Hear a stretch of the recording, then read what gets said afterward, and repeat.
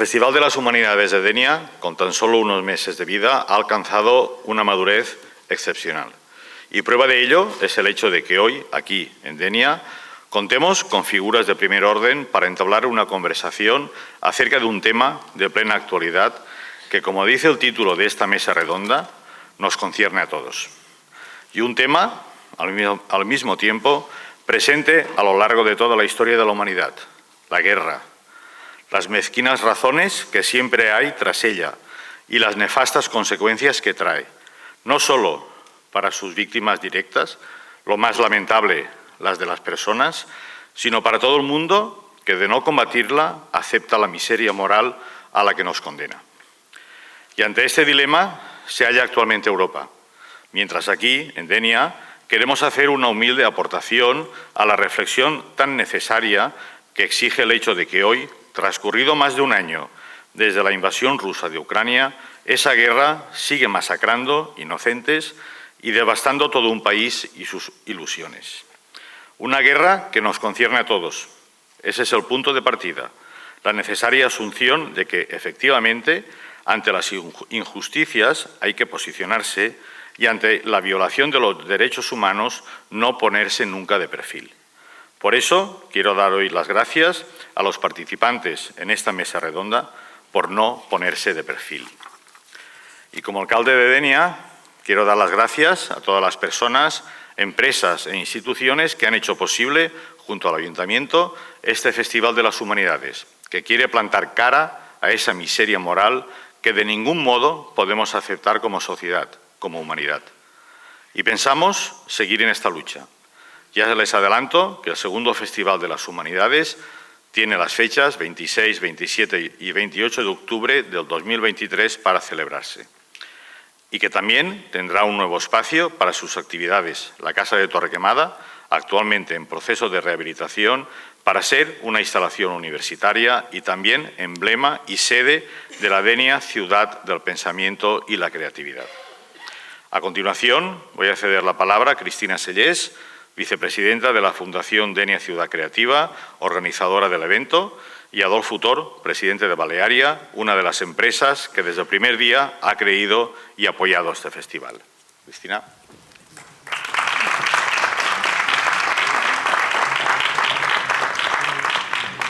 Muchas gracias. Buenas tardes. Muchas gracias a todos por asistir a la última actividad de la edición de la primavera del Denia Festival de las Humanidades, que organiza la Fundación Denia Ciudad Creativa Gastronómica de la Comunidad Valenciana.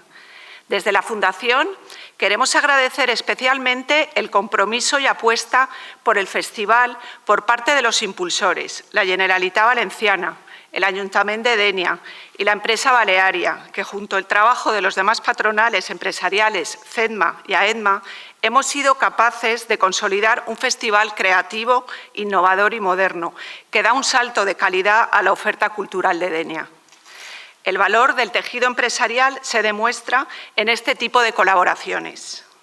La Fundación Denia Ciudad Creativa de la Gastronomía nació para impulsar la colaboración público-privada en el desarrollo del proyecto de Denia como Ciudad Creativa de la Gastronomía por la UNESCO.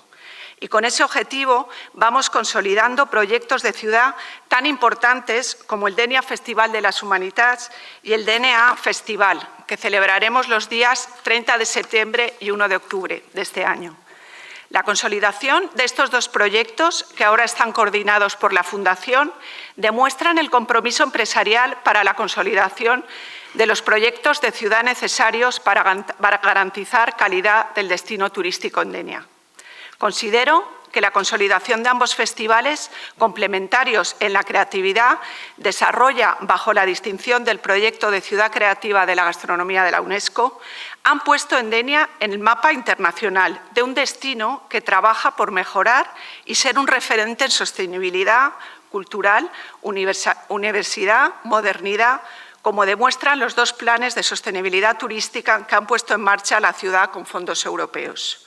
Estamos convencidos, todos los implicados en este proyecto, que si una ciudad es buena para sus ciudadanos, es buena para los que nos visitan. Si una ciudad es culta, universal y moderna y cuidadora de sus tradiciones y cultura aporta más valor a nuestros visitantes. Enhorabuena por la edición del festival y muchísimas gracias a todos los que lo hacen posible. Adolfo.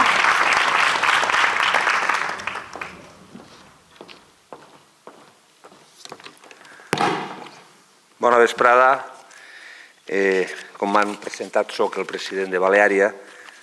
Soc una empresa, som una empresa de Dénia i estic en este festival, recolzant este festival no sols, no sols com a patrocinadors, és a dir, no sols com a financiadors, som impulsors i participem de ple en aquesta activitat. Entre altres coses perquè considerem que les empreses formen part de la societat, són fonamentals, tenen un paper decisiu, són els que canalitzen el progrés econòmic, el desenvolupament a través de les empreses, no ho dic jo, es va dir quan es van proclamar els objectius de ODS, els ODS, els objectius de desenvolupament sostenible, i per aquest motiu pensem que com a institucions corporatives han d'estar.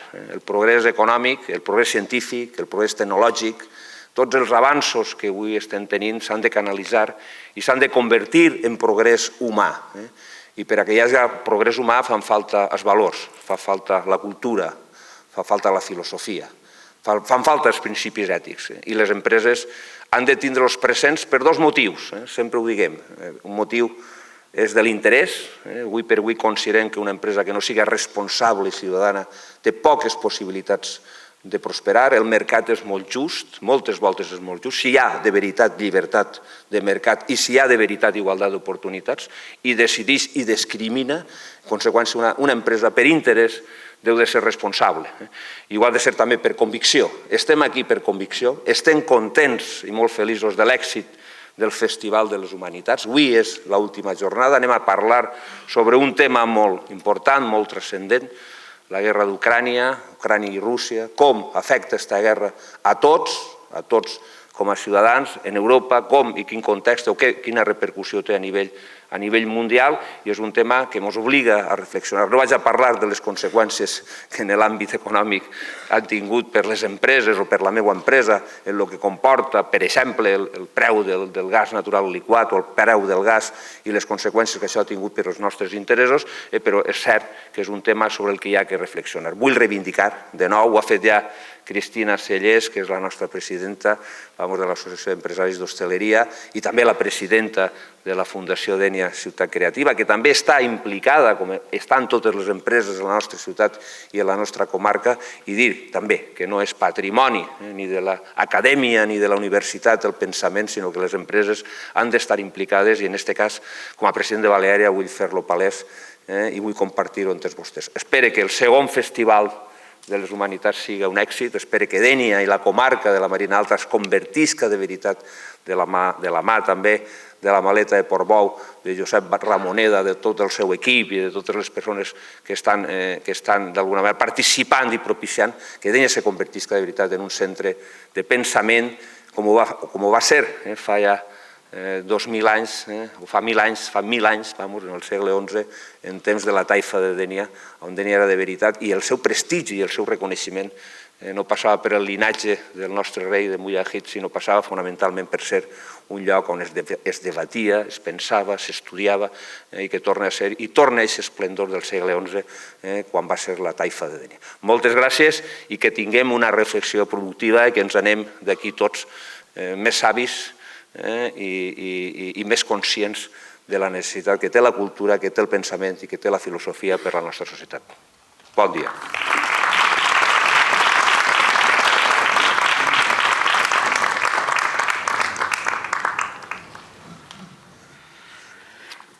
Bien, les dejamos ya con la mesa redonda, Rusia, Ucrania, Europa, una guerra que nos concierne a todos.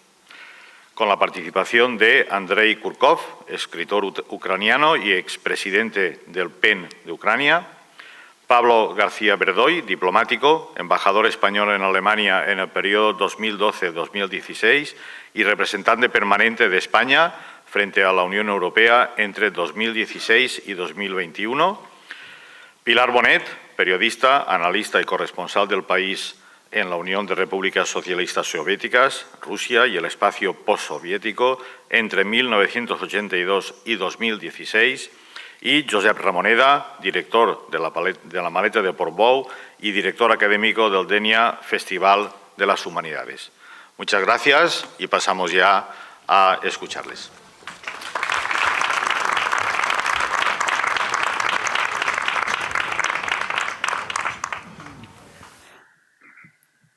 Buenas tardes, bienvenidos a esta nueva sesión del Denia Festival de las Humanidades. Hoy, como ha dicho el alcalde, hablamos de Ucrania, hablamos de Rusia, hablamos de Europa, hablamos de una guerra que nos concierne a todos, que es el titular que hemos dado a este encuentro de esta tarde. Me parece que ayer, en la sesión que tuvimos en torno a la revista La Maleta de Portbou, dedicado al primer festival de Denia, Festival de Humanidades, se puso de manifiesto algo que todos sentimos, que todos vivimos, ¿no? Que es en un mundo ya en situación complicada y en una aceleración en los procesos de transformación, la pandemia y la guerra han sido dos impactos inesperados que han cambiado muchas cosas y que nos han puesto, digamos, en la confrontación de realidades que nos gustaría no tener que afrontar. La pandemia, en cierto modo, podemos decir que ha contribuido un poco a una cierta, digamos, construcción de la Tierra como humanidad, es decir, como espacio compartido. Hemos tenido que ayudarnos los unos a los otros. La guerra, en cambio, más bien está teniendo los efectos contrarios, la confrontación, la división, el enfrentamiento, como ocurre en estos casos, ¿no? Claro, hay otro problema importante en nuestra experiencia, que es la facilidad con que olvidamos las cosas, ¿no? La guerra lleva ya un año. Es probablemente esta extraña estabilización tenga el riesgo de que acabemos habituándonos a la situación. La pandemia a veces parece como si ya la hubiésemos olvidado del todo, ¿no? Y a mí me sorprende muchas veces estos días cuando oímos decir es que es la primera guerra que sufre Europa después de la Segunda Guerra Mundial. Ya no hace tanto tiempo que tuvimos la guerra en los Balcanes. ¿O es que los Balcanes no es Europa y el centro de Europa sí? ¿O es que nos olvidamos de las cosas con mucha facilidad, ¿no? Bueno, esto también, la reflexión, también forma parte de la necesidad de no olvidar las cosas, de pensarlas y de intentar hacer todo lo que se pueda para conducirlas en la buena dirección, ¿no? Hoy hablaremos, por tanto, de este tema. No voy a establecer siquiera un guión, simplemente algunas cosas que sirven de referencia. Creo que los ponentes a los que os presentaré a continuación, lo que les he pedido y les pido es que den la versión que tengan ganas de dar, que se suelten y se suelten a gusto, para decirlo así. Pero, en fin, me parece que los elementos referenciales los conocemos. No sé si era o no previsible. Hay quien dice que fue una sorpresa, hay quien dice que teníamos que habernos dado cuenta de que esto iba a ocurrir, pero el hecho es que el impacto del momento de la invasión rusa sobre Ucrania fue un impacto que desconcertó. Fue un impacto de los que realmente provocan una sacudida importante en las sociedades y que además venía con la amenaza de lo que a algunos nos gusta llamar el nihilismo, ¿no? Cuando alguien ve que una persona con poder, en este caso Putin, se comporta sin sentido de los límites. Es decir, como si todo fuera posible en sus manos. Después vino la segunda sorpresa, que es la debilidad de las propias fuerzas militares rusas, que tenían un proyecto que abortó casi solo de empezar, que confirmaba el delirio nihilista de Putin. Ni siquiera era consciente de los límites de sus propias fuerzas, ¿no? Después ha venido la reacción europea. Era una agresión que no se podía dejar pasar. Después habrá que hacer todo lo posible para volver a una situación de paz y para que acabe la guerra. Pero sí que hay una posición que se ha hecho bastante hegemónica en el conjunto de Europa, tanto en la opinión pública como en los dirigentes, de que hay que apoyar a Ucrania y garantizar que Ucrania salga lo más indemne posible de este desastre, ¿no? Las guerras, la guerra en este momento da la sensación de estar estancada, lo cual genera todavía más angustia porque se hace más difícil ver hacia dónde pueden ir las cosas, ¿no? Es verdad también que se inscribe en una especie de marco de reorganización geopolítica del mundo y que a nadie se le escapa que China, el poder chino, la potencia creciente en estos momentos, tiene una oportunidad. Y si esta oportunidad sirviera para que fuera posible llegar a una situación, a un acuerdo de paz, pues no sería desdeñable, ¿no? En cualquier caso, me parece que es muy importante mantener viva la reflexión sobre esta guerra, sobre este conflicto y sobre todas las cosas que podemos aprender y entender de esta experiencia. Y para ello hemos convocado a tres personalidades que tienen un conocimiento muy poco usual de este conflicto, porque reúnen, además de su capacidad, de su curiosidad, de su interés, pues condiciones que les acercan mucho más al conflicto de lo que podemos estar nosotros, ¿no? Por orden del que iremos hablando, la primera es Pilar Bonet, periodista, 34 años, que se dice rápido en el mundo ruso, que se lo ha pisado de arriba abajo y que conoce la cultura rusa como nadie, corresponsal del País, como todos conocéis y la habréis leído sin duda. A su lado está Andrei Kurkov, un novelista ucraniano de referencia, ha publicado muchos libros, de los cuales algunos están traducidos al castellano, como podéis ver aquí en el stand que ha puesto la librería fuera, y en uno de sus libros recientes, El diario de una invasión, he encontrado una anécdota que me ha parecido extraordinariamente significativa, ¿no? El presidente del Hermitage, de uno de los museos de arte más importantes del mundo, dijo, digamos textualmente, que expandir la cultura rusa es el mismo tipo de operación especial que la invasión de Ucrania. Me parece que si se puede llegar a este delirio, el riesgo de que todo sea posible es muy grande, ¿no? Nada más, les pido ahora a cada uno de ellos que intervengan durante más o menos un cuarto de hora y después abriremos la conversación entre ellos y con la incorporación de ustedes.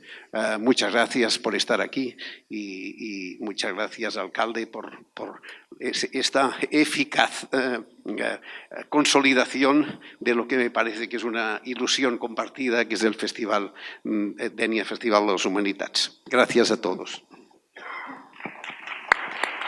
Esto no lo necesitamos, ¿no? Vale. No, bueno, antes de empezar me he hecho unas notas, pero simplemente quería añadir un expronto. El director del Hermitage dijo también nosotros nos realizamos mediante la guerra, que también se las trae.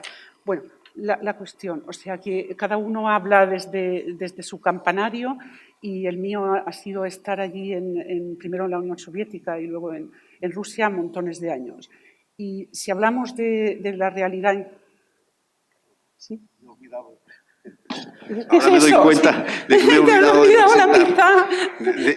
he olvidado de presentar a Pablo García Verdoy, bueno, que tiene otro territorio que los demás no tenemos, que es el del acceso diplomático.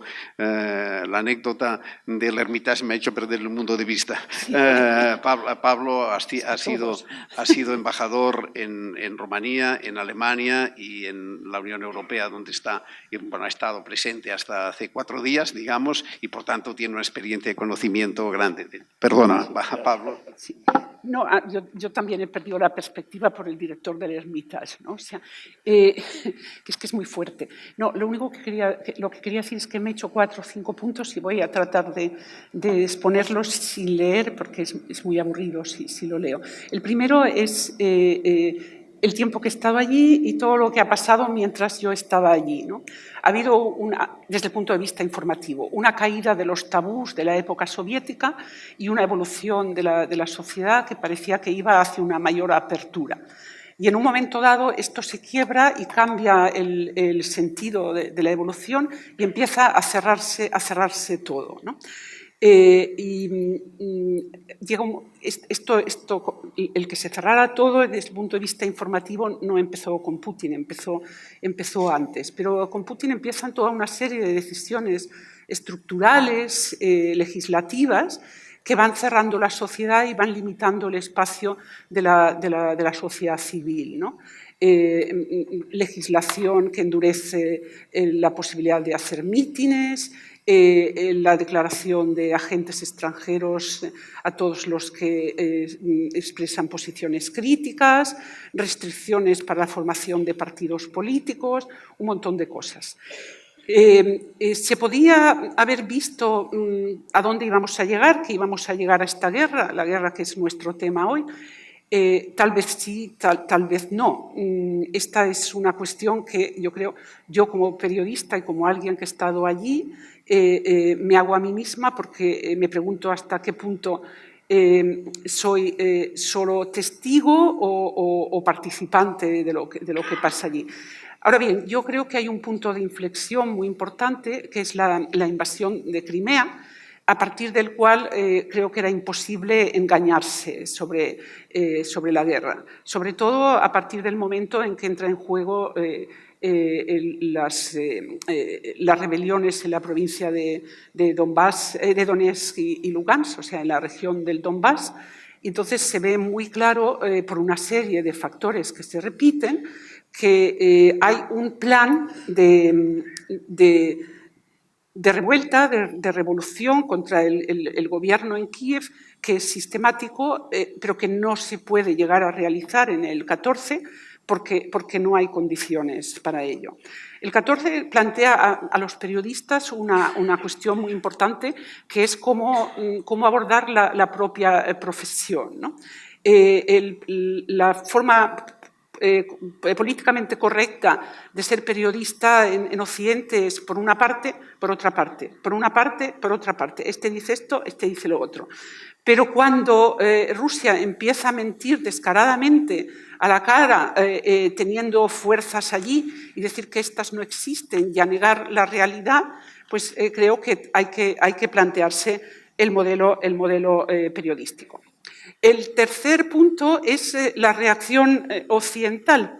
Una de las claves de interpretación de lo que ha pasado, y quiero subrayar que esta clave, que esto puede estar cambiando, o que quizá ha cambiado, y que la forma de ver las cosas hoy no es la misma forma en que se veía en general en febrero, cuando empezó la guerra, es... Claro, a Putin lo han fastidiado tanto, Occidente ha hecho tantas cosas, ha acercado a Rusia, la ha humillado, no la ha querido, o sea, en fin, montones de cosas. Es decir, la mecánica acción-reacción, acción-reacción, creo que queda invalidada por esta guerra, que va mucho más allá y que supone un vector de pensamiento y desarrollo por sí mismo. Esto es muy importante porque había una corriente de pensamiento en ciertos ámbitos ideológicos que cultivaba mucho esto. Claro, es que nosotros, claro, es que la OTAN, claro, es que Occidente. Sí, todo eso es verdad. Occidente hizo montones de errores, montones, pero nada de lo que se hizo en la dinámica acción-reacción justifica la locura y la irracionalidad de lo que está pasando ahora, que se explica con otros esquemas. Yo no soy psiquiatra, yo no soy psicóloga de masas, yo creo que habría que estudiar el nacionalsocialismo, Habría que estudiar también qué pasaba en la cabeza de los alemanes que quedaron dispersos en Europa Central entre las dos guerras, cómo pensaban los alemanes de los Sudetes. Bueno, yo creo que todo eso ayudaría a entender lo que pasa hoy. Después, otra cosa que quería decir es de lo que a mí me... Dicho esto, que la acción-reacción es diferente de lo que pasa con la guerra, quería decir que tal vez, y esa es una pregunta y yo no tengo la respuesta, Occidente hubiera podido en algún momento influir en Putin para que ese Putin colectivo resentido evolucionara de otra manera. Eso yo no lo excluyo y no lo sé. ¿Era posible eso? Es una pregunta en el aire. Luego, una de las cosas que para mí es actual, para mí, como periodista y como analista, es tratar de saber lo que pasa más allá de dos realidades. Una es la proliferación de, nada que criticar, todo lo contrario, los corresponsales que están sobre el terreno y que nos informan de las barbaridades. Un trabajo absolutamente respetable, arriesgado y difícil. Pero es que, aparte de eso, se necesita a gente que sepa lo que se está fraguando entre bastidores o que tenga suficiente experiencia para ver cuáles son los hilos que mueven todo eso, ¿no? Que no es solamente la sangre aquí, sangre allá, horror aquí, horror allá, que hay que fijar, pero hay que entender qué pasa detrás. Y desde aquí todo esto es muy difícil, pero yo creo que hay dos factores ahora mismo que están pasando. Creo que hay un resquebrajamiento de la unidad dentro del círculo dirigente y en dos sentidos. Uno, dentro de los sectores militares y otro entre los intelectuales.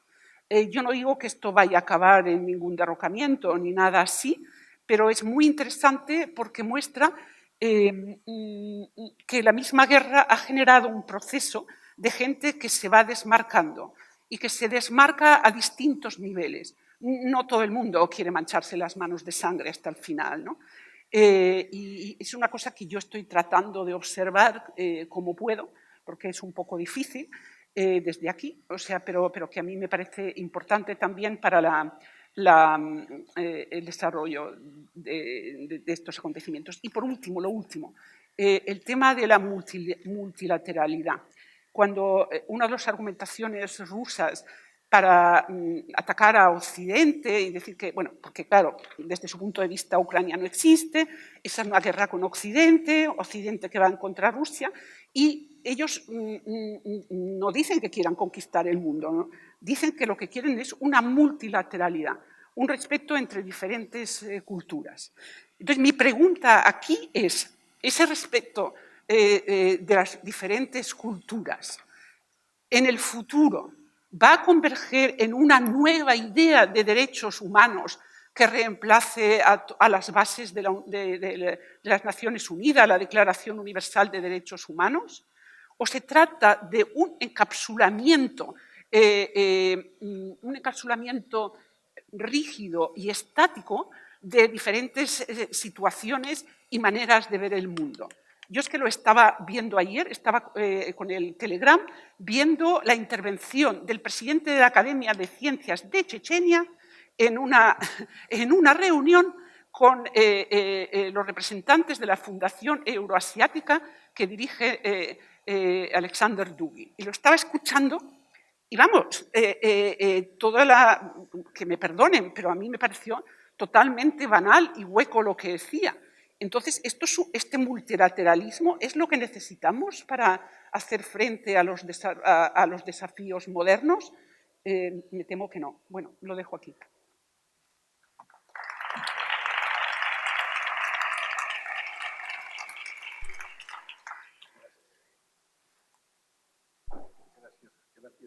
Gracias, Pilar. Gracias, Pilar. Andrei, es tu turno. Good evening. Buenas tardes. Siento mucho no hablar español, pero agradezco mucho la invitación a este festival.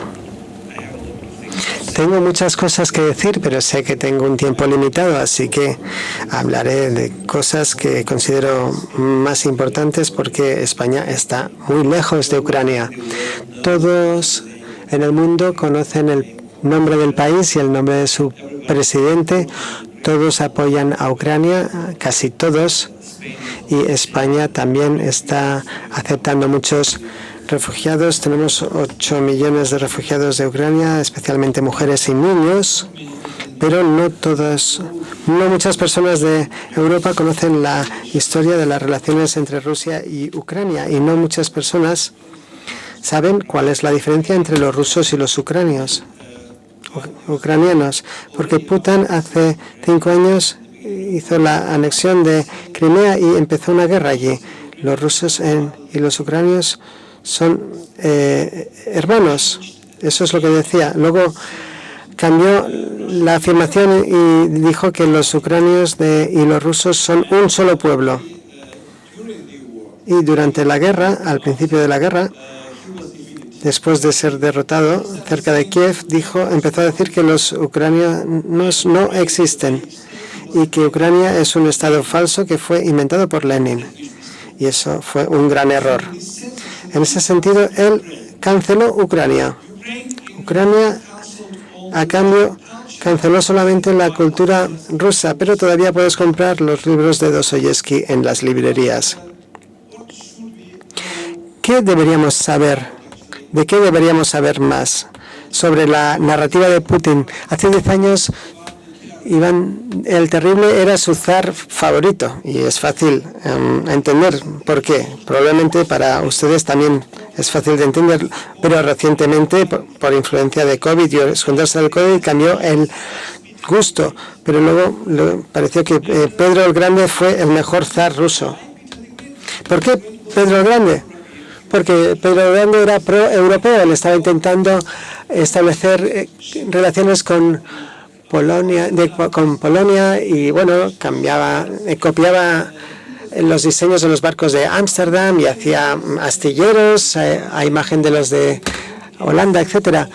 Pero es fácil entender por qué Pedro el Grande fue tan importante para Putin, porque en 1709 hubo una ciudad en la que las tropas rusas derrotaron al ejército de Ucrania, que estaba apoyado por el ejército de Suecia de Carlos XII.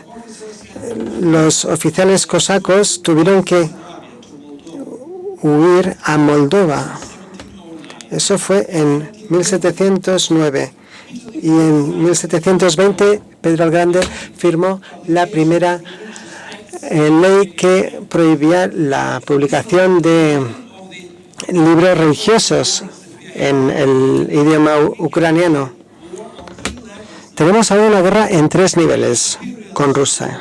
La guerra imperialista, en la que Putin simplemente quiere restaurar el imperio ruso y quiere ser recordado en los libros de historia con los niños como alguien que hizo que Rusia fuera grande de nuevo. Eso está claro. Pero el problema es que los ucranianos están luchando para defenderse. ¿Y cuál es la motivación? Primero quiero decir que el segundo nivel de esta guerra es que es una guerra de la Rusia imperial contra la identidad ucraniana. La identidad incluye la lengua, la historia y la cultura. Ucrania es un estado multicultural y multilingüe. Yo soy hablante de ruso, yo crecí en Kiev, la mayoría de la gente de Kiev hablaba ruso. Hoy el 35% hablan ucraniano y la mayoría sigue hablando Rusia, pero no representa la mentalidad de Rusia. Y ahí está la principal diferencia entre los rusos y los ucranianos, porque los rusos siempre fueron una monarquía, los rusos siempre fueron colectivos en su mentalidad. necesitaban estabilidad, querían un zar, están acostumbrados a tener un zar y es mejor si vive mucho, y él es un símbolo de la estabilidad. Eso es para los rusos de Rusia. La estabilidad es más importante que la libertad. Por eso en los últimos 15 años la sociedad rusa ha aceptado las limitaciones de sus libertades que fueron introducidas poco a poco y han llegado a una situación en la que ayer un joven, padre de una niña de 13 años, se fue encarcelado 2 años porque su hija dibujó un dibujo por la paz y contra la guerra. Ucrania nunca ha tenido una familia real. Ucrania era un territorio libre e independiente durante 100 años en el siglo XVII. Era muy extraño.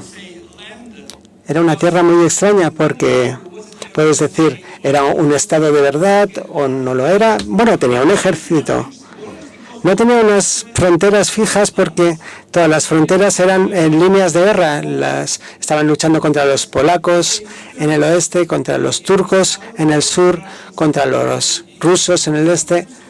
Así, y a veces junto con los turcos y los habitantes de Crimea.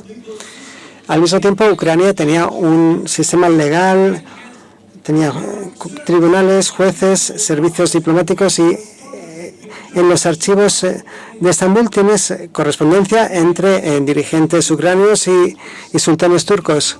Los ucranianos elegían a sus líderes. Todos los dirigentes se elegían en las reuniones generales y también los principales oficiales, los jueces y probablemente otros servidores, otros funcionarios importantes, lo cual quiere decir que Ucrania estaba muy bien organizada, porque después de las elecciones había personas que intentaban derrocarlo y elegir otro. Y siempre se acostumbraron a la idea de que podían cambiar la situación política en su propio terreno, y esto es el motivo por el que los ucranianos son individualistas y por qué en los últimos años ha habido una revolución naranja en el Euromaidan, porque las personas están acostumbradas a ir a las calles si no están contentas. Lenin Action consideró a los ucranianos como posibles traidores, aunque para ser traidor hace falta ser muy leal en un principio, pero lo que ocurrió es que esta mentalidad individualista no era buena para utilizarse en comunidades comunistas, en sociedades comunistas. Cuando Stalin introdujo la colectivización, los ucranianos no quisieron unirse a estas granjas colectivas, no querían compartir sus casas, sus animales, y lucharon contra ello. Por eso a finales de los años 20 y de los años 30, unos 300.000 campesinos ucranianos y sus familias fueron enviados a Siberia, fueron deportados. El Holodomor en 1931-32 fue otro castigo. Stalin trataba de destruir esta mentalidad ucraniana y hacer Ucrania a los ucranianos pues como si fueran rusos, leales, colectivos, silenciosos y que aceptaran lo que fuera que viniera del Kremlin. 70 años de los soviéticos en el poder hicieron que muchos ucranianos casi se convirtieran en rusos. Hay territorios, en los territorios en los que se preservaba la mentalidad ucraniana, fue la parte oeste que se convirtió en territorio soviético de facto después de 1945. Y por supuesto, uno de los instrumentos de asimilación de los ucranianos y para convertirlos en ruso fue la lengua rusa, porque si fuerzas a las personas o les muestras que si hablan ruso tendrán una carrera, tendrán una vida mejor, y que si hablan ucraniano pues no van a tener ninguna carrera, se les va a considerar simplemente campesinos, pues muchas personas decidirán elegir el ruso porque el ruso era la lengua adecuada y el ucraniano se consideraba por muchos un dialecto. Y de hecho, algo increíble es que hasta la fecha la literatura clásica ucraniana del siglo XIX no se ha traducido a muchas lenguas europeas. Sigue pensándose que solamente la literatura clásica rusa, con Dostoyevsky, Chekhov, etcétera, viene del territorio del Imperio ruso, y solamente ahora, debido a la guerra, la cultura ucraniana se conoce un poquito más y está ocupando su lugar en el nicho de la cultura europea. Pero esto actualmente es la principal diferencia en la mentalidad, porque todo ucraniano tiene su propia imagen de Ucrania en la que quiere vivir. Esa Ucrania, es decir, hay unas 40 millones de imágenes en Ucrania sobre Ucrania. Todos los rusos tienen la misma imagen de la gran Rusia. Esta es una imagen colectiva y es aceptable para todos. Ucrania es un país único porque tenemos más de 400 partidos políticos registrados en el Ministerio de Justicia, porque los ucranianos participan políticamente, quieren tener su propio partido, no quieren unirse al partido de otro. Y esto es la mentalidad típica ucraniana, diría, el comportamiento típico ucraniano, pero al mismo tiempo la libertad es la prioridad para los ucranianos, y este es el motivo por el que han ido a las líneas del frente, aunque fuera sin armas al principio de las ofensivas. 400.000 ucranianos fueron voluntarios soldados entre 2014 y 2022, y estas personas que participaron en la guerra de la región del Donbass volvieron y crearon una sociedad civil paralela, una literatura paralela, establecieron editoriales propias. Después de esta guerra, probablemente tendremos varios millones de ucranianos que crearán una sociedad paralela que será mucho más numerosa y tendrá mucha más influencia. En Ucrania, la sociedad civil tiene mucho más poder que la élite política. En Rusia no hay élite política ni sociedad civil involucrada. La sociedad civil rusa está casi en el extranjero, son políticamente pasivos, digamos. Y creo que este es mi principal mensaje, el de explicar la diferencia, el por qué los ucranianos están mucho más motivados para defender sus tierras. Y si me dejáis un par de minutos, diré que hace 15 años la frontera entre estas dos mentalidades, la colectiva en el este y la individual en el oeste, estaba dividiendo el país por la mitad, pero cada día se movía más hacia el este, y si no hubiera ocurrido la guerra en 2014 y después, en 30 años, esta frontera entre las dos mentalidades finalmente llegaría al borde administrativo entre Ucrania y Rusia, y no habría ningún motivo para Putin para atacar Ucrania.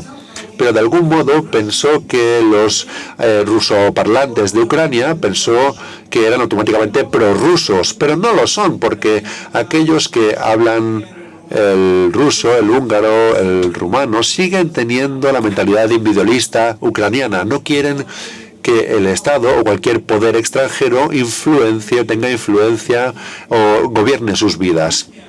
Así que sí que ha habido partidos políticos prorrusos, pero eran pequeños, están presentes en el Parlamento, pero al mismo tiempo en el Parlamento actual y en el Parlamento anterior de las últimas elecciones no había ni un solo partido nacionalista. Esto significa que los votantes de Ucrania nunca han votado radicales. Y la idea de los nazis y los fascistas en Ucrania es un producto de la propaganda rusa. Por desgracia, una de las víctimas de esta guerra es la lengua rusa y la cultura rusa en Ucrania. Es decir, ahora hay incluso más escritores que antes escribían en ruso, pero ahora lo hacen en ucraniano.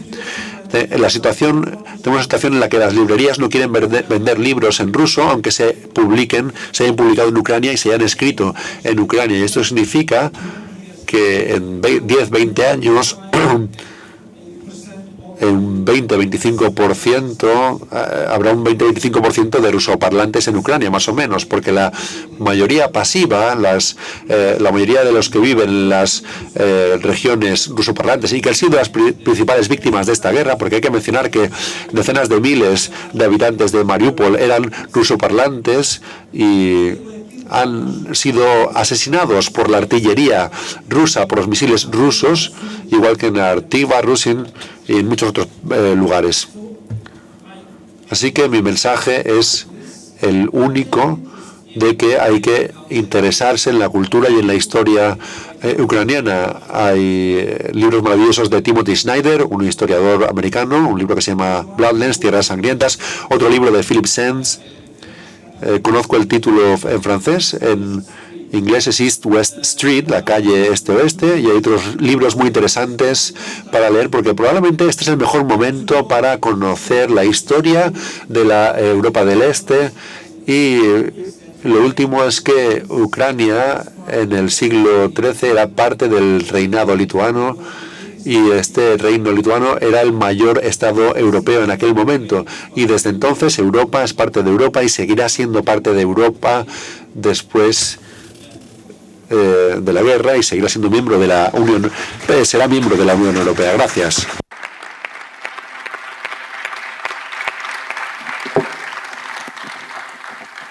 Pablo, ahora te toca a ti, a partir de la experiencia diplomática y de todo lo que quieras. Adelante. No sé si se me oye aquí, si no... ¿Se me oye? Que sí. Bueno, yo creo que Andrei me ha dado la introducción, ¿no? Y yo creo que todos ustedes se habrán dado cuenta que cuando hablamos de política exterior, básicamente de lo que hablamos es de geografía, que es la clave de la explicación de una situación en política exterior. Y yo quería aprovechar estos minutos para decirles un poco cómo lo veo, porque me interesa mucho la palabra concernir en el título de esta conferencia, ¿no? Podemos tener varias visiones de cómo nos concierne la invasión rusa de Ucrania. Podemos tener una visión de un enfoque puramente europeo, en la que analicemos, por ejemplo, qué es lo que ha pasado en Europa desde la invasión, cómo ha cambiado la política alemana, qué es lo que está ocurriendo dentro de la Unión para reforzar su política de seguridad y de defensa, su capacidad de hacer una política exterior blanda también a través de las sanciones, qué es lo que está ocurriendo o qué es lo que puede ocurrir en esta nueva relación que no sabemos cómo va a ser con Rusia, que va a estar ahí después de la guerra, qué es lo que vamos a hacer en esta nueva bipolaridad y si la agenda americana con China va a ser también compartida por Europa o no, cómo vamos a lidiar con ese famoso Global South, con ese sur global que se ha mantenido un poquito indiferente, no diría que hostil, pero indiferente a nuestras preocupaciones en relación con la crisis de Ucrania.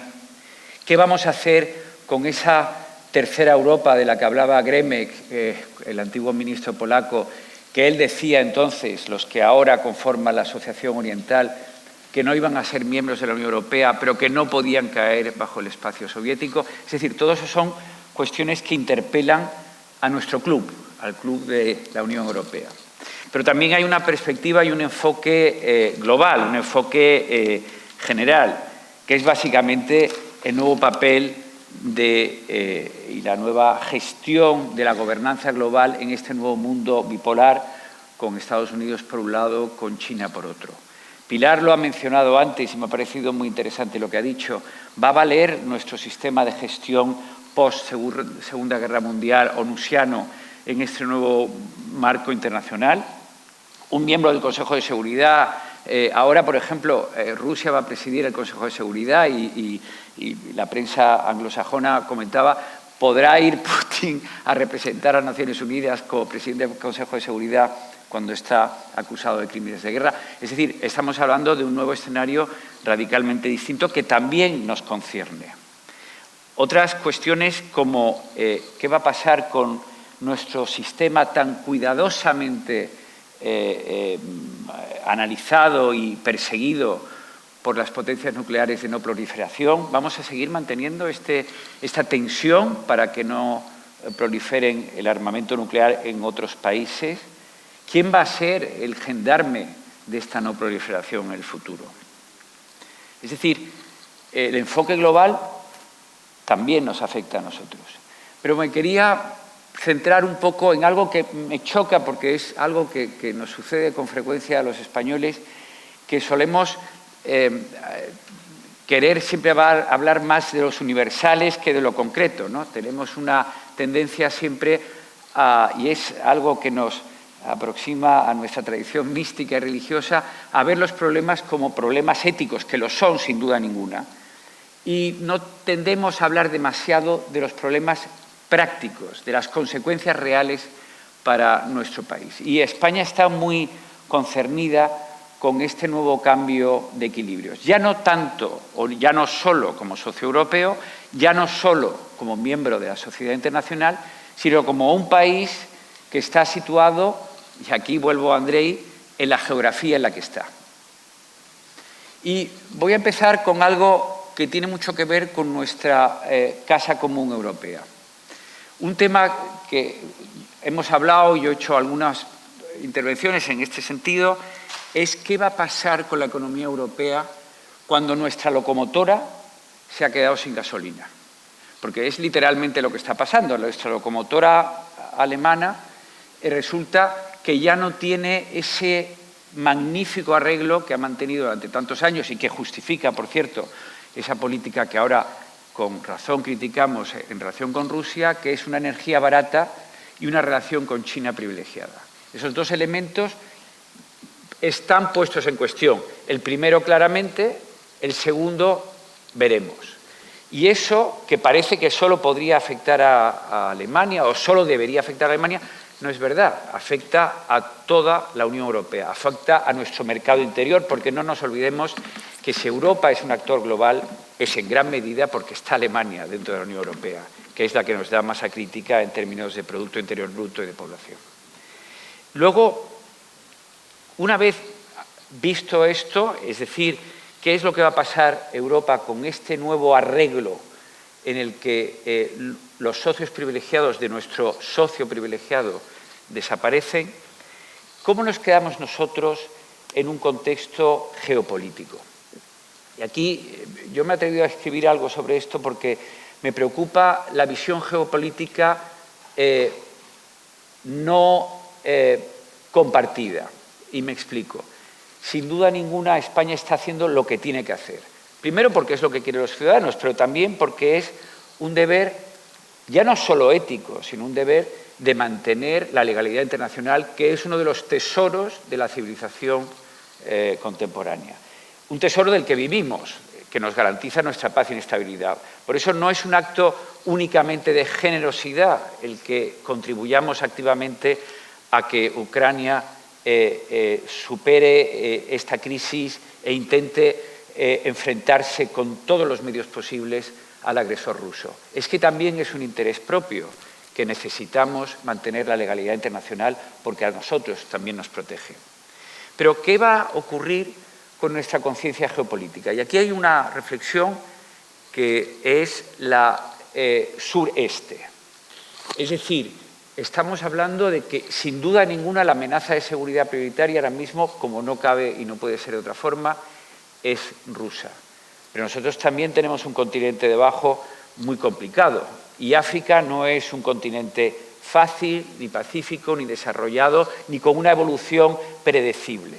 Es un continente donde tenemos que invertir con fuerza, tanto políticamente como económicamente. Y a mí me preocupa mucho porque vengo de ese mundo de Bruselas, en el que hay muchos juegos de suma cero, que lo que haces en un lado lo dejas hacer en otro. Y hay que tener mucho cuidado que la visión geopolítica española, que es compartida por otros países del sur, sea también algo que esté en la mesa, en la conversación.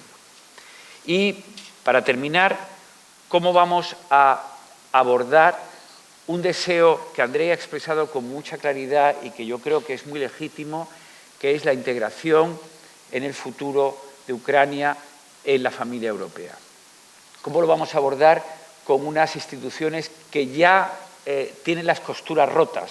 Somos 27, éramos 28, y tenemos ya una dificultad institucional para manejarnos entre nosotros. ¿Cómo vamos a preparar esa Europa del futuro y si lo estamos haciendo? Por el momento no, pero ¿lo tenemos que hacer? Yo creo que sí. ¿Y cómo lo vamos a hacer también en un contexto en el que no solo cambia el número de ciudadanos europeos que se incorporan al mercado interior, a nuestro código de valores, a las reglas de Copenhague, al Estado de Derecho? Es decir, tenemos que pensar en una estrategia realmente que no sea solo de ampliación del territorio al que se le aplica teóricamente el ámbito comunitario, sino de profundización del edificio europeo en su conjunto. Estos debates, tanto los europeos generales, los globales que he mencionado, como los españoles, son debates que nos afectan muy directamente y por eso es tan apropiado la palabra concernir en esta conversación que estamos teniendo. Muchas gracias.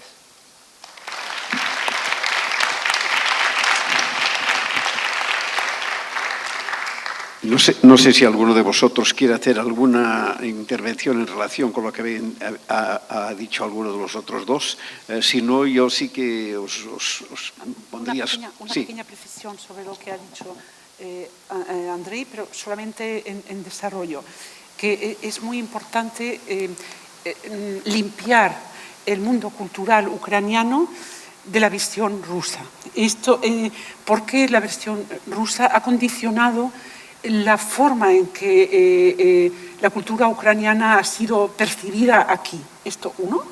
Y dos, que creo que hay que distinguir entre la cultura rusa, el Estado ruso y la lengua rusa, que son cosas diferentes, ¿no? Y bueno, hay una discusión que aquí no se está dando mucho en este país, pero que sí, por ejemplo, se está dando en Estados Unidos sobre un rechazo a elementos rusos por considerar que son parte del Estado ruso. Entonces, ¿cómo se determinan las fronteras entre todo esto? Me parece que es un tema a desarrollar en algún momento. No sé si interesa, pero como Andrei lo ha tocado, pues quería simplemente añadir.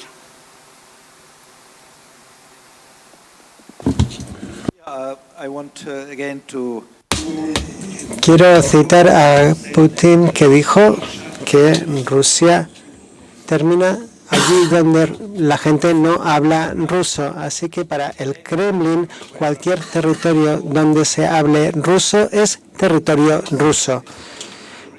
Esa es la razón por la que ahora hay tanto odio contra el idioma ruso entre los intelectuales de habla ucraniana. Yo tengo una imagen, a mí me sirve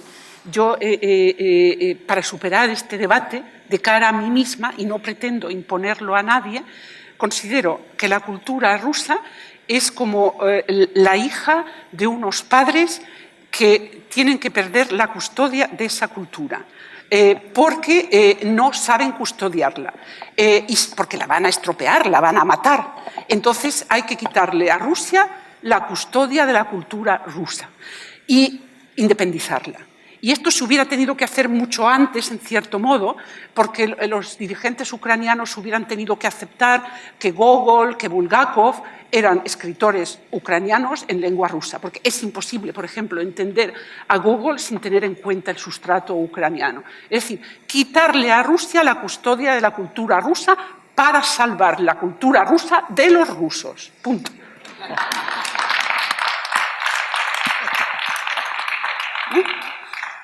No, yo creo que este es un debate apasionante y además a los que nos gusta mucho leer a los rusos, salvarlos. Yo creo que hay que salvarlos de ellos mismos. Pero bueno, es un debate que también en España tiene también algunas derivadas. En fin, yo no me metería en ese debate ahora tanto como el contemplar cómo una nación, la nación ucraniana, se ha defendido y ha demostrado lo que es. Es decir, aquí no hay que hacer una prueba del algodón de si existe o no existe Ucrania. Eso es, y si no existía, ya existe. O sea que es que da igual. Es un debate irrelevante.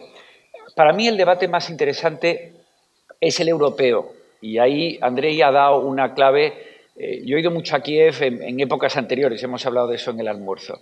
Y yo quería preguntarle a Andrei si él ve a una Ucrania ahora más europea que hace 15 años.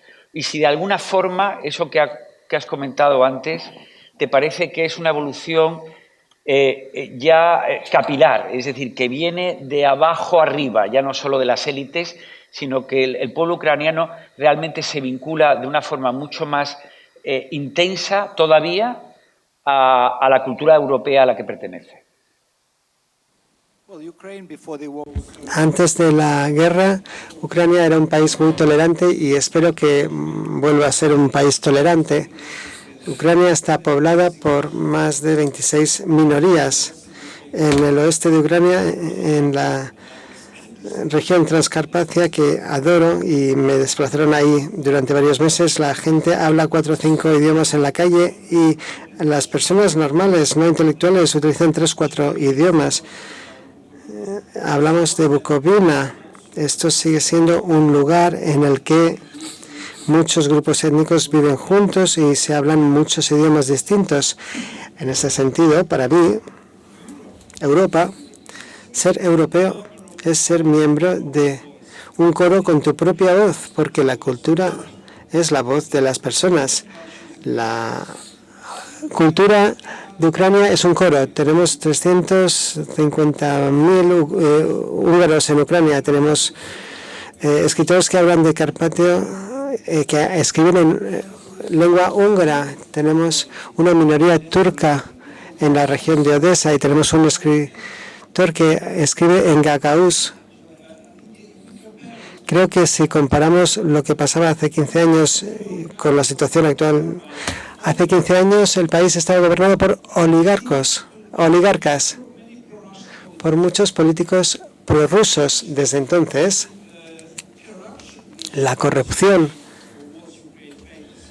por la que era famosa Ucrania se convirtió solamente en una corrupción en los niveles más altos. Era casi imposible en el pasado vivir sin sobornar a los médicos, a los maestros, etcétera. Pero a partir de 2006, aunque no soy fan de Viktor Yushchenko, bajo la influencia de esta sociedad, de esta protesta, consiguió una victoria sobre la corrupción de las bases populares. Ya no me paraban la policía de tráfico que me pedía dinero para dar de comer a su familia. Así que la velocidad del desarrollo de la sociedad fue muy rápida, muy dinámica en Ucrania. Es una sociedad efervescente, todo se cambia muy rápidamente, se cocina muy rápidamente, menos el borscht, que es la sopa tradicional de Ucrania, que necesita 2 o 3 horas para cocinarse. Creo que la mayoría de los ucranianos están preparados para ser ciudadanos de una Europa unida y, por supuesto, tienen una imagen un poco artificial de Europa, de la civilización europea. Ellos piensan que en Europa, en Bruselas, no hay corrupción. Cuando yo estaba en el Parlamento Europeo de Bruselas, uno de los miembros del Parlamento me dijo que pensara 2 veces antes de repetir la idea de que no hay corrupción en Bruselas. Ucrania no va a invertir en la corrupción europea, eso está clarísimo.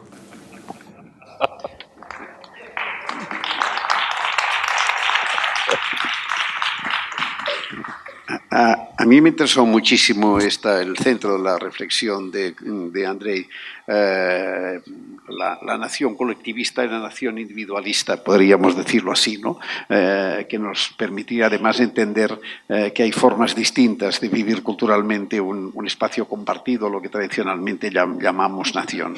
Y me parece muy interesante que esta experiencia sirva para ver que el individualismo puede ser no forzosamente, digamos, hacer perder las energías, que puede ser el mecanismo a través del cual se construye una resistencia. Y al mismo tiempo que quizás el colectivismo, que parece tener más garantizada la unidad del Estado, no es tan eficaz como puede parecer algunas veces, ¿no? Me parece que esta es una cuestión muy interesante que tu reflexión ha enmarcado bien, ¿no? Y más allá de esto, yo creo que lo que planteaba Pablo de que la cuestión ahora es ¿qué pasa con Europa? Claro, pero esta cuestión nos exige una pregunta previa, que es, bueno, pero ¿cómo acaba esta guerra para que podamos entrar en esta fase? Aunque es evidente que lo que tiene que hacer Europa es hacer posible que cuando acabe la guerra entremos en esta fase. No sé. Sí, yo creo que la pregunta que nos tenemos que hacer es, tenemos que volver un poco, o sea, yo creo que la reflexión es una reflexión que tiene mucho que ver con el momento monetiano que ocurrió después de la Segunda Guerra Mundial. Es decir, donde confluyó dos elementos que yo creo que son muy importantes en la historia de la integración europea. Uno es el impulso moral de incluir a Alemania en la solución. Eso es un tema ético que es fundamental, que es central en la construcción europea. Sin el problema alemán no tenemos la integración europea. ¿Por qué surge la integración europea? Porque hay que integrar a un país que sabes que un tratado, Versalles, llámale cualquiera, no le va a ser suficiente para ahormarlo por su potencia, por su tamaño, por su capacidad y por sus demonios, ¿no? Y todo eso hace que los padres de la construcción europea, gente además, por otra parte, muy religiosa, que es una construcción que tiene mucho que ver con una cierta filosofía más allá de vida, ¿no? Inventan una arquitectura extraordinaria, que es la que conocemos ahora. Pero la segunda parte es el interés de los estados, que el mundo anglosajón lo ha entendido siempre muy bien. Los ingleses siempre han entendido que el mercado interior, la integración europea, hasta que se volvieron un poquito, se despistaron con el Brexit, la integración europea era un interés para el Estado, ¿no? Y esa combinación de ética e interés es la que tenemos que seguir manteniendo, ¿no? Y es un equilibrio muy complicado, en el que no te puedes llevar ni por uno ni por otro. El exagerado interés nacional convierte a la Unión Europea en una cárcel y, por tanto, se produce el Brexit. El exagerado impulso, por decirlo así, inclusivo, hace que los análisis de los candidatos no sean suficientemente rigurosos. Esos dos equilibrios en los que hay que meter. Y hay un tercer elemento que en este momento es particularmente importante porque llevamos muchos diciéndolo desde hace tiempo, que es que tenemos que arreglar la casa común. La casa común aguantaba 15, aguantaba 17, que además se parecían mucho. Yo creo que ya malamente 27 y no digamos si estamos hablando de 5 candidatos en los Balcanes, me olvido de Turquía por el momento, por supuesto, tal, estamos hablando de 34 o 33 Estados miembros. Eso es otra Europa completamente distinta. Y esa reflexión, España, que es uno de los grandes, tiene que iniciarla también. ¿Esto cómo se traduce en la solución de la cuestión de Ucrania y, por tanto, en el acercamiento de Ucrania a la Unión Europea? Bueno, es una condición para que la integración y para que el acercamiento no sea algo, que es lo que está sucediendo ahora, que yo creo que es un mal proceso, que se abren procesos de ampliación que duran sine die, que producen mucha frustración. Llevamos, por ejemplo, con los Balcanes negociando muchísimos años, ¿no? Y se producen demoras y demoras que producen unas reacciones negativas en las poblaciones afectadas y que al mismo tiempo son muy caras, porque la única compensación que tiene la Unión Europea para no incluirles es darles dinero. Todo eso yo creo que es un proceso que hay que repensar y que hay que hacerlo desde la garantía de la seguridad, incluso la fortaleza de tener una Unión Europea capaz de admitir nuevos miembros sin que se resienta el edificio común. No, a propósito de esto, a medida que ibas hablando, se me iba ocurriendo, es que todavía no sabemos el final de la película, ¿no? No. Y entonces es muy difícil hacer combinatoria con cosas que desconocemos.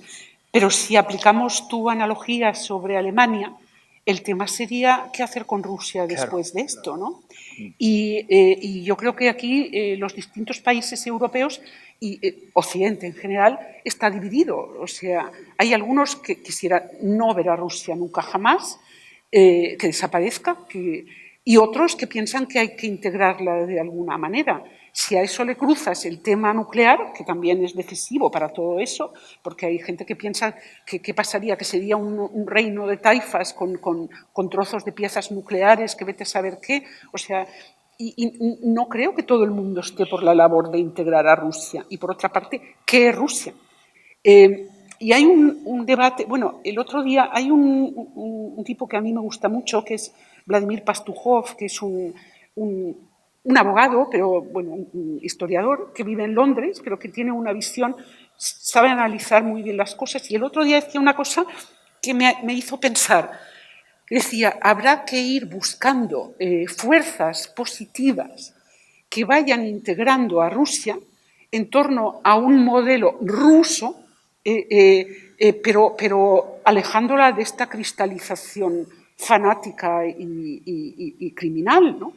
Pero él no decía ya, o sea, integrarla en Europa, es decir, vamos a calmarla, vamos a enfriarla buscando algún tipo de nuevo tejido, pero yo no sé cómo se puede hacer esto pasando del sistema este tan represivo que hay a otra cosa, a otra integración. Es como un paso previo a una curación, ¿no? Si es que se puede hablar así.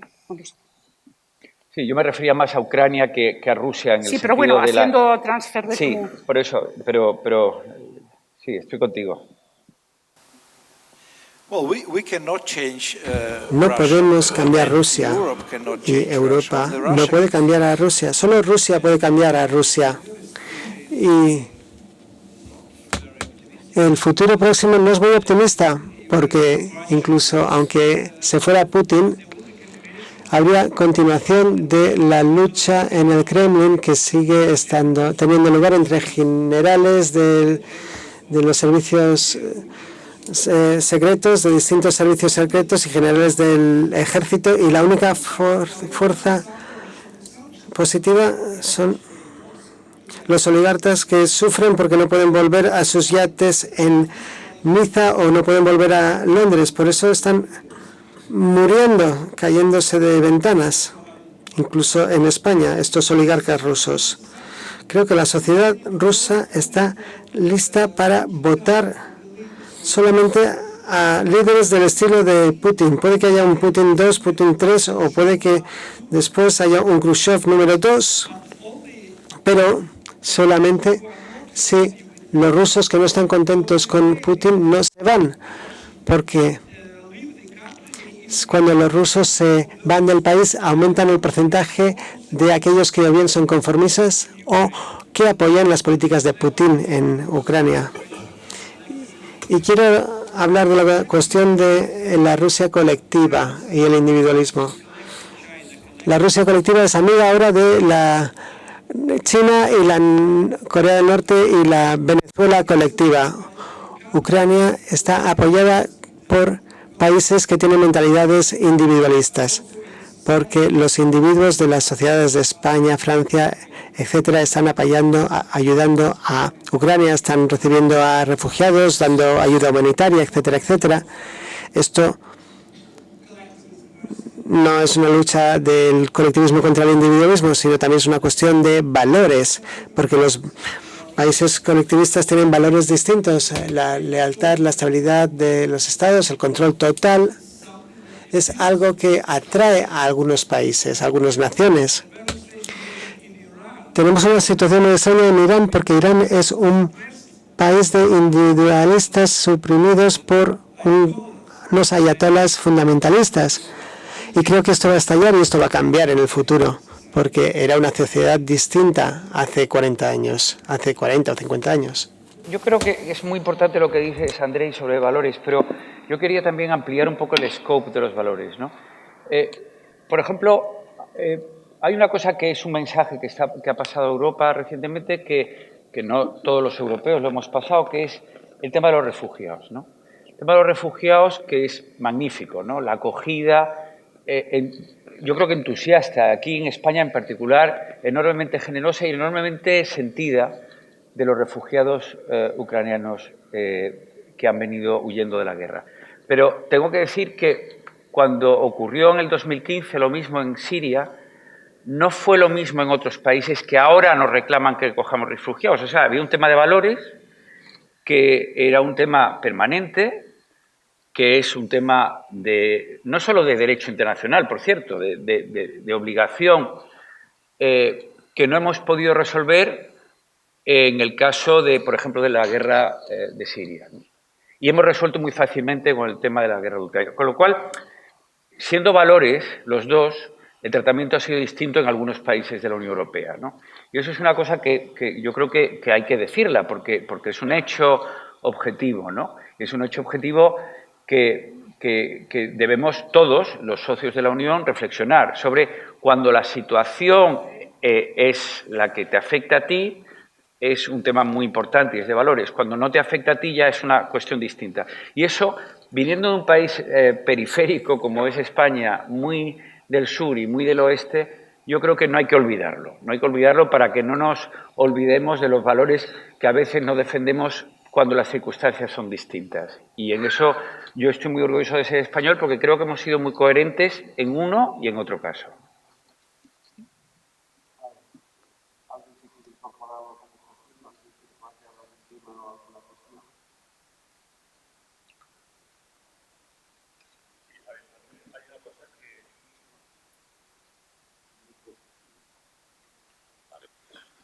Dos temas. Uno, por una parte, Europa yo creo que no puede continuar lo que es la Comunidad Europea como estaba hasta ahora. Se tendrá que repensar, se tendrá que reinventar, porque no tiene nada que ver. Y por otra parte, algo que a mí siempre me ha llamado mucho la atención, y es que detrás, no quiero decir y no quiero evidentemente justificar nada de lo que está pasando en Ucrania, pero aquí hay alguien que siempre se sale de rositas, que es Estados Unidos. En todas las guerras, en todo lo que ha pasado en Oriente Medio, por detrás siempre han sido los mismos los que han movido los hilos. ¿Qué papel no ha jugado o qué intereses ha tenido Estados Unidos en la guerra de Ucrania?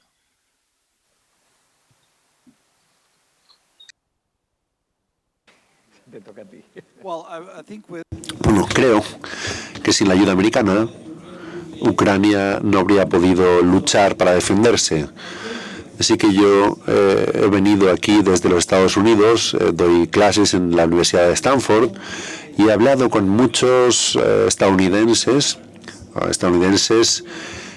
Para ellos luchan para la liberación de un país ocupador y esto es algo que les atrae mucho. Si hablamos de los políticos, bueno, esto también es importante para las elecciones, claro, las próximas elecciones que están muy cercanas, pero la ayuda de los americanos no está conectada con las elecciones, porque esto también es una guerra geopolítica. Putin ha dicho que no está luchando contra los ucranianos, está luchando contra el mundo occidental, los valores occidentales, Estados Unidos y la OTAN. Por eso yo puedo decir que la OTAN está ayudando a Ucrania. No es una guerra próxima, que los ucranianos están luchando con armas que reciben de España, Alemania, Estados Unidos.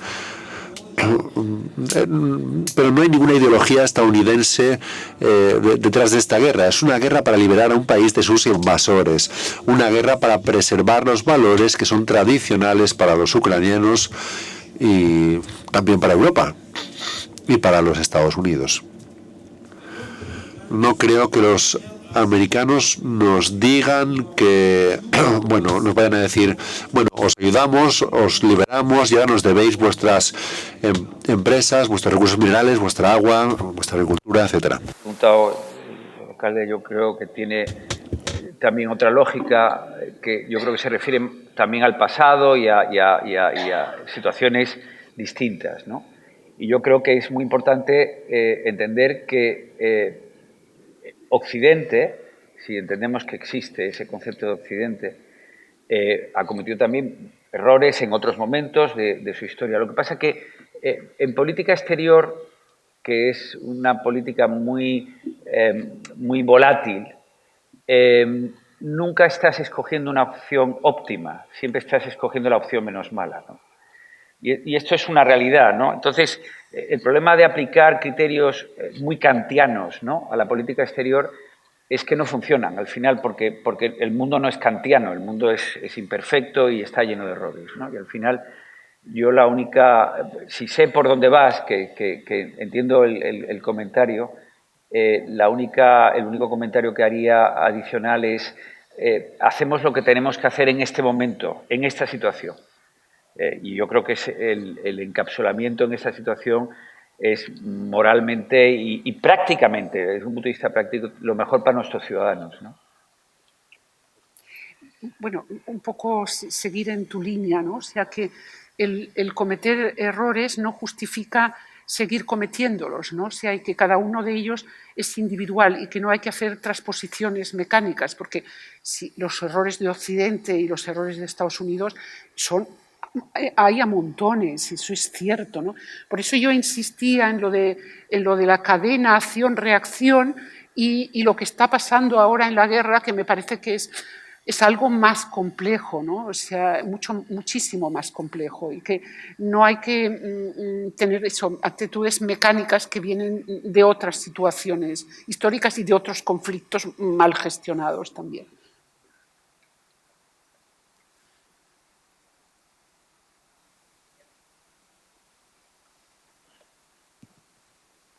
En el trasfondo de todo el debate está presente que nos enfrentamos a una pugna hegemónica entre Oriente y Occidente, entre China, en este caso, y los Estados Unidos, que lidera el mundo occidental, ¿no? Estados Unidos ha tomado un partido claro, es parte clara, y China ha sabido mantenerse un poco al margen, ¿no? Josep Ramonet ha apuntado a China como posible solución.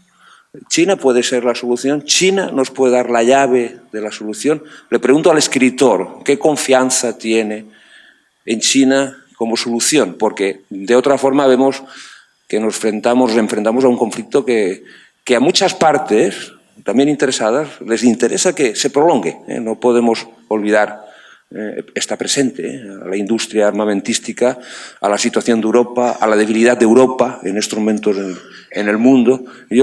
Me gustaría saber de los presentes que sois y estáis enterados y tenéis conocimiento de la realidad, hasta qué punto China puede darnos la solución, sabiendo también lo que comporta China, lo que significa China, la autarquía china y el totalitarismo de ese país. Esto Pablo.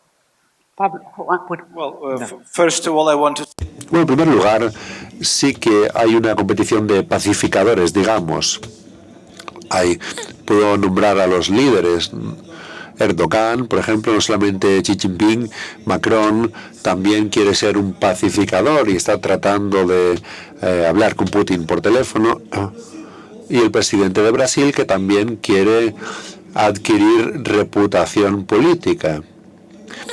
Y el Papa, bueno, él está fuera de juego, digamos, es un soñador.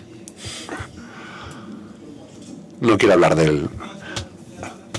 Pero si pensamos sobre el potencial de estos pacificadores, bueno, China tiene la mayor influencia sobre Rusia.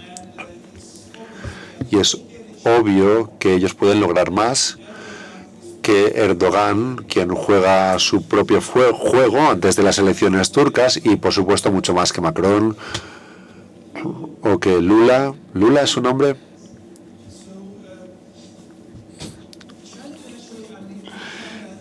Sí, China,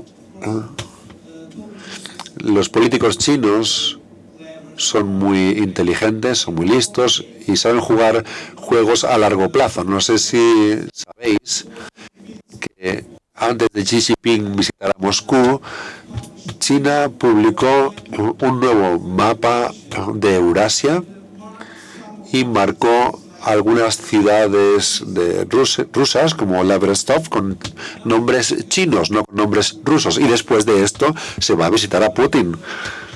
Así que obviamente China puede lograr cierto acuerdo o puede forzar a Rusia a alcanzar un acuerdo, pero en la misma situación entendemos que Putin no se va a rendir si no es un ganador.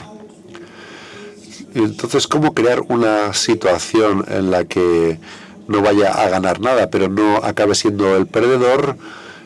Es difícil. Tal vez los filósofos chinos nos puedan dar una solución, sí. Un comentario, quizá al hilo de lo que comenta Andrei. Hoy en la prensa, en el Financial Times, hay un artículo muy interesante poniendo el paralelismo entre la situación ahora y la situación en los años 30, ¿no? Cuando los japoneses observan cómo la Alemania nazi barre tanto al este como al oeste, es cuando Japón decide invadir Asia. Y es cuando empieza luego ya Pearl Harbor y toda la campaña japonesa en el sudeste asiático. Es decir, que el escenario Indo-Pacífico y el escenario europeo están muy conectados. China está observando que Rusia no está haciendo lo que hizo la Alemania nazi a partir del año 39, con esa invasión, ese Blitzkrieg que llegó tanto a París como a Varsovia sin ninguna dificultad. Y eso está afectando al tablero global y ayuda también a la estabilidad global y a que no se forme un eje contra ambas geografías, ¿no? Lo cual nos generaría una guerra mundial, que es el escenario que todo el mundo está intentando evitar.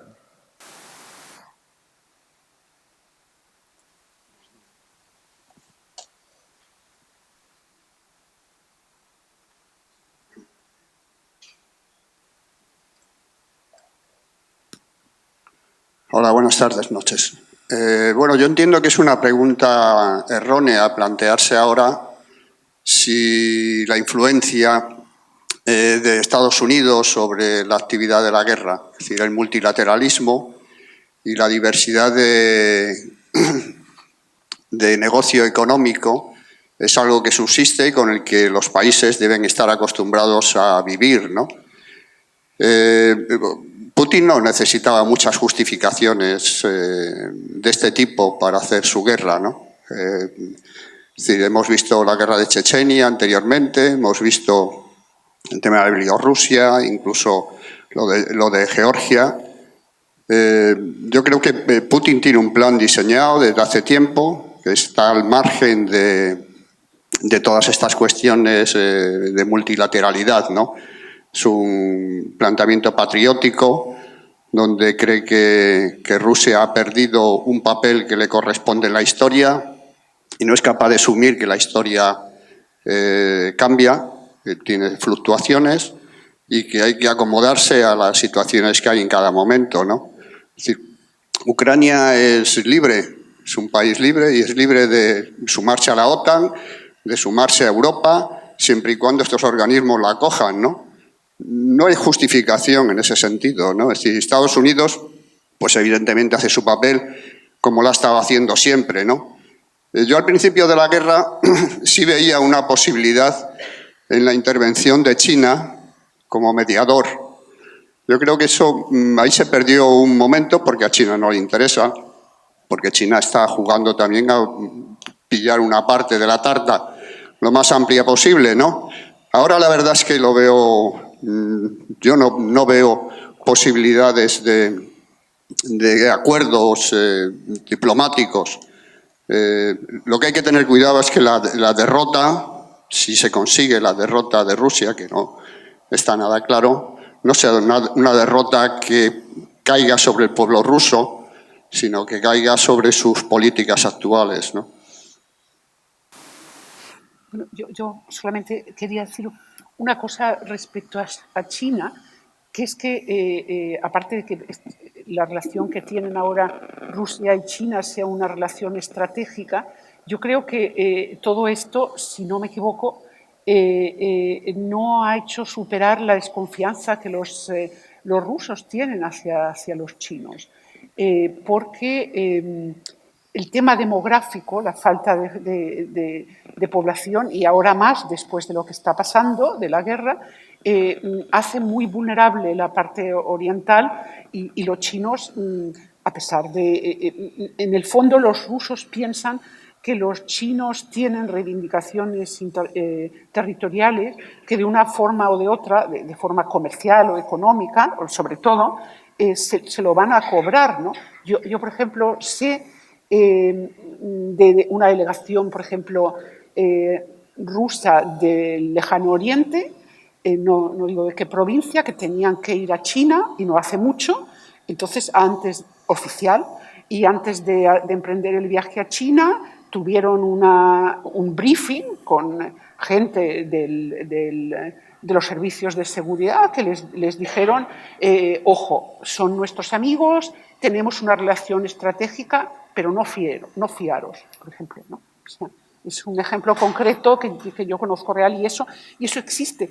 Y, por ejemplo, el último año antes de la invasión, el 21, en Valdai, que es hay un foro que el Kremlin organiza cada año con diferentes politólogos y científicos, sí, sobre todo politólogos políticos extranjeros, entre bastidores, representantes rusos estaban diciéndoles a los americanos, a los representantes americanos que estaban allí, que estaban en calidad particular, hemos de hacer algo porque vamos a caer en manos de los chinos.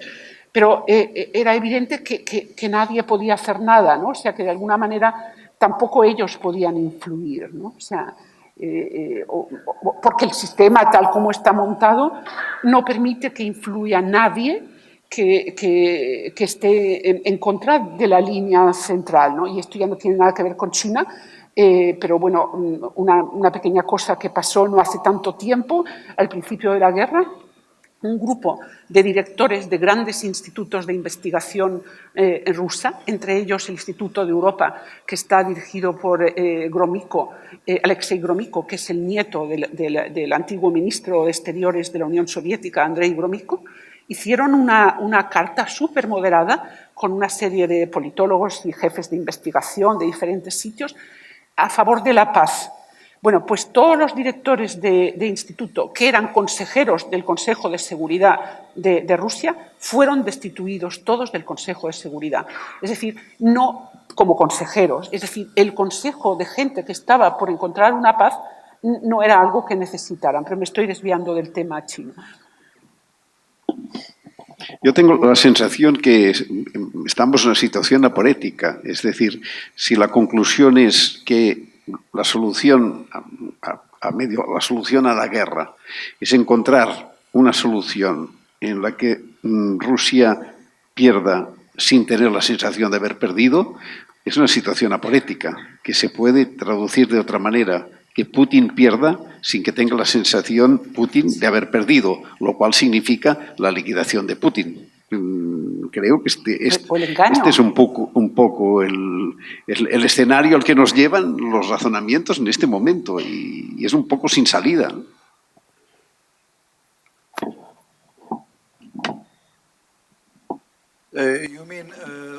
¿Quieres decir la desaparición física de Putin? A mí no me importaría.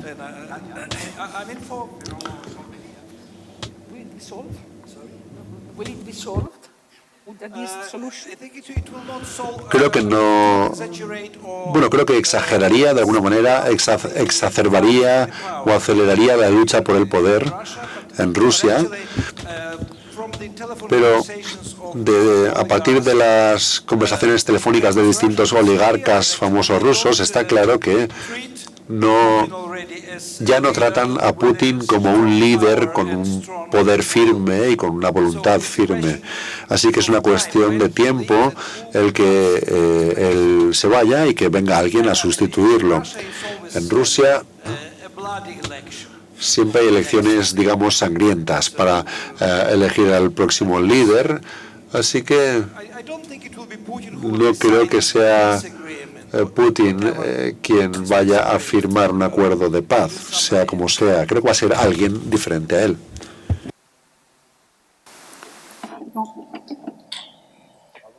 No, la reflexión que yo creo que Pilar ha mencionado antes y que es muy oportuna es Bueno, eso sí. Hablamos de los bancos too big to fail, imaginémonos un país como Rusia, ¿no? El escenario de una Rusia como un Estado fallido es un escenario abracadabrante también para cualquier ciudadano del continente, ¿no?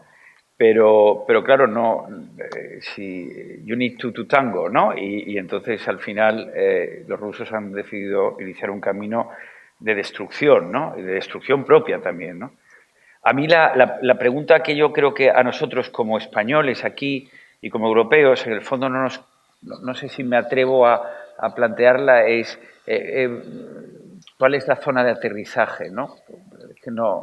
Es que no lo sé, ¿no? Ni creo que sea quizá la cuestión más importante ahora, porque en el fondo las zonas de aterrizaje son como las dialécticas, ¿no? Que en el fondo llegas a ella por mantener una posición, ¿no? Mantienes una posición firme de apoyo a Ucrania y al final, a través de esa dialéctica real, se encuentra una zona de aterrizaje. Pero pensar en una zona de aterrizaje artificial, previa, inventada, literaria, si quieres, a mí me parece un error de amateur, ¿no? Bueno, pero tú analizas los datos de la realidad y puedes hacer una serie de escenarios a partir de lo que hay, ¿no? O sea, ¿tiene Ucrania suficientes armas y capacidades para defenderse y para defender su territorio e impedir que avancen más? ¿Está Ucrania dispuesta a negociar perdiendo territorio? ¿Sí o no? Y si sí, ¿cuánto territorio? Todo eso son combinaciones bien reales que son incógnitas que se van a dirimir en el futuro bastante cercano, ¿no? O sea, en otoño puede que algunas de estas cosas ya estén claras, ¿no? ¿Es sincero Putin cuando dice que puede usar armas atómicas o es un bluff? ¿Qué pasa con esto de Bielorrusia, ¿no? Quiero decirte que sí que se pueden hacer previsiones, o sea, hasta cierto punto. Previsiones, cierto punto, ¿no? Cómo ha evolucionado la guerra, yo creo que nos ha sorprendido a todos, ¿no? Sí. ¿Cómo ha evolucionado la guerra? Sí. Bueno, quien ríe el último ríe mejor, ¿no? O sea, veremos, o sea, Sí. porque estamos en un proceso, ¿no? A Ucrania las cosas tampoco le van muy bien en el frente de batalla, por mucho que haya un optimismo que a veces me parece un poco... puede ser verdad o puede ser wishful thinking, y ojalá fuera verdad, no lo sé. Quiero decirte que hay muchos factores, pero que estos factores son reales. Entonces podemos analizar más o menos, depende de los instrumentos, pero yo creo que debemos intentar analizarlo, ¿no? Que debemos saber si ese loco puede apretar el botón nuclear, si Ucrania, cuánta ayuda necesita Ucrania para salir adelante. Tal vez haya que hacerle más, ayudarla más y no mandarle los tanques viejos. O sea, quiero decirte que hay una serie de cosas que se han de plantear bien en serio porque hay que tener una visión de lo que queremos, ¿no? Digo yo. Well, I just want to mention that, Solo quiero mencionar que Ucrania tiene 2.000 kilómetros de frontera con Bielorrusia y con Rusia. La línea de guerra es 1.500 kilómetros. Así que si oyes que Alemania da 70 tanques y Francia da 18 cañones, imagina las distancias entre ellos cuando están situados a igual distancia en la frontera, en la línea de frente. Hay una nueva política del Parlamento de Ucrania que es la decisión de hacer 2 kilómetros de línea de seguridad entre la frontera y la tierra de Ucrania, donde la gente puede vivir de forma más o menos segura. Esta tierra se perderá porque estamos hablando de 200 kilómetros, 2.000 kilómetros, 2 kilómetros, 2.000 metros. ¿Cuánto sería eso en kilómetros cuadrados? Cientos de kilómetros cuadrados se perderán para la agricultura. Y no estoy hablando de un tercio de la territorio de Ucrania que estaba contaminada por explosivos y minas, en el mejor de los casos. También está el tema de las centrales nucleares, por ejemplo.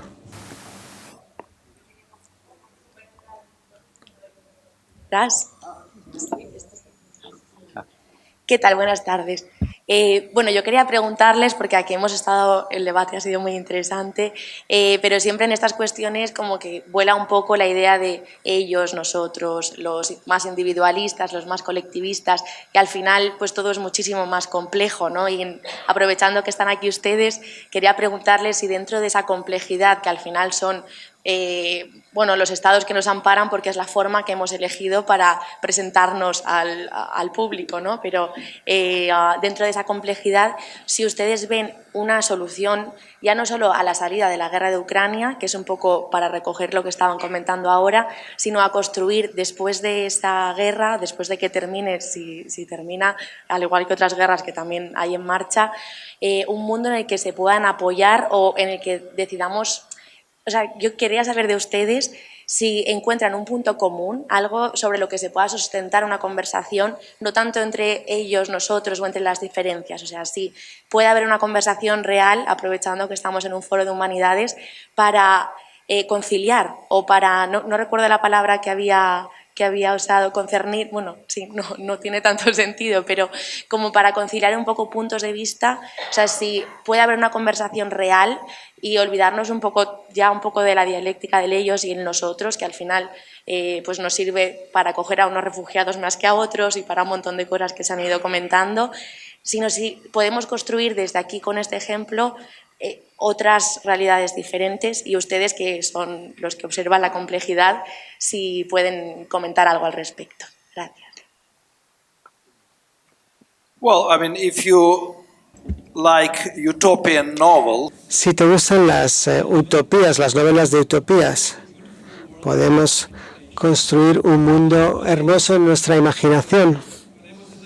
Cuando tenía 11 años, en el 73, me preguntaron en la escuela qué idioma extranjero quería aprender, el alemán o el inglés, y dije, nunca aprenderé alemán porque los alemanes mataron a mi abuelo, y yo aprendí alemán cuando tenía 37 años porque me lo pidió mi editor suizo alemán, y tengo muchos amigos alemanes, así que asumo que mis nietos probablemente tendrán buenos amigos rusos, y Rusia en 40 años no tendrá nada que ver con la Rusia de hoy y con los políticos de hoy. Pero la realidad es que cuando tienes la guerra, tienes a nosotros y a ellos. No hay ninguna escapatoria de esta situación.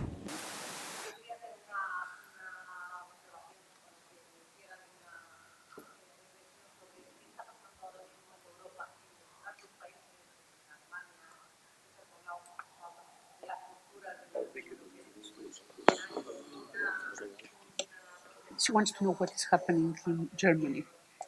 What is happening in Germany? What the position in Germany? The position.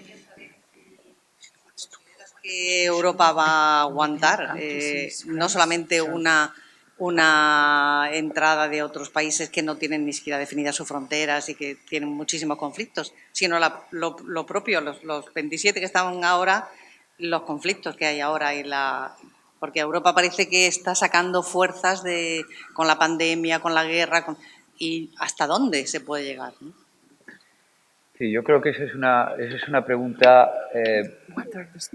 interesantísima y que requeriría quizá una conversación nueva, ¿no?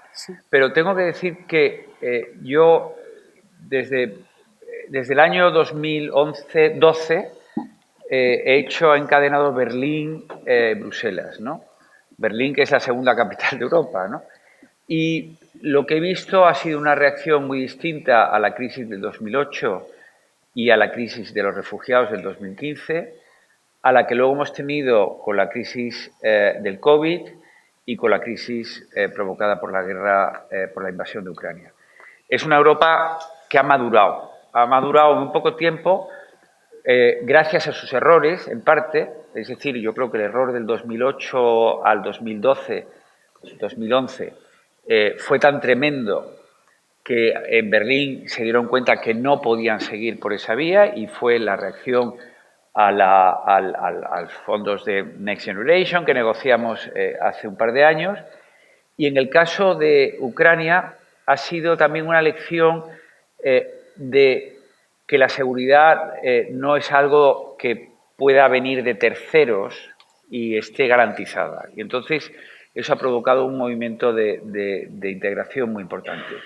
Si eso es sostenible o no, dependerá de dos cosas. Yo creo que hay un factor, yo creo que la Unión Europea es un animal vertebrado, es decir, que tiene columna, ¿no? Y por tanto puede crecer sobre la base de su propio esqueleto, pero también es verdad que le ayuda los problemas que hay fuera de esa Unión Europea, es decir, que en ese sentido es una coraza de animal invertebrado.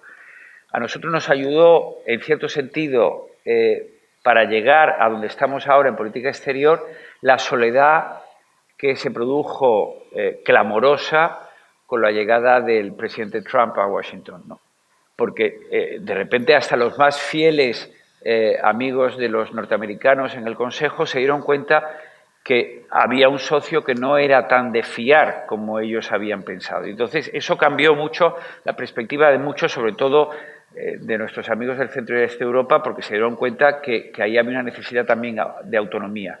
Y luego la segunda derivada es encontrarte una guerra en tus fronteras, pero no entre pueblos de la antigua Yugoslavia, que es verdad que es un drama, y tú lo has mencionado al principio, sino entre una gran potencia nuclear y un vecino de la Unión Europea, que es un juego diferente, es una guerra de carácter diferente, ¿no? Entonces, una vez que tienes eso, lo que no te quedan es muchas opciones. Y cuando no tienes muchas opciones, a veces es una ventaja, porque la opción integradora, que es la que apostamos muchos, es la única que está a mano, ¿no? Que si esto es sostenible o no, no lo sé. A mí me preocupa mucho la economía. Yo creo que la economía es la base de todo al final, ¿no? Tú puedes comprar armamentos si tienes dinero para comprarlo. Entonces, aquí se está generando una dinámica en la que Europa tiene que rápidamente hacer su transformación industrial para volver a ser competitiva. No nos olvidemos que nuestro modelo social está financiado gracias a empresarios, gracias a gente que crea riqueza, y que si esa riqueza no se produce, nuestro sistema colapsa. Y esa es la base de la Unión Europea. La base de la Unión Europea es el mercado interior. Y si eso colapsa, ya todo lo demás no va a funcionar, porque no somos la OTAN, no somos Naciones Unidas, somos algo mucho más serio, mucho más integrado. Para mí esa es la clave. Y en esa clave, por eso ponía el tema energético y el tema chino como problemas incógnitas mayores, porque ha sido uno de los elementos que le ha dado ventaja competitiva a la locomotora de Europa que ha sido Alemania. Estamos llegando al final de nuestro tiempo. Si queréis decir una última palabra a cualquiera de los tres, o los tres, pues es el momento.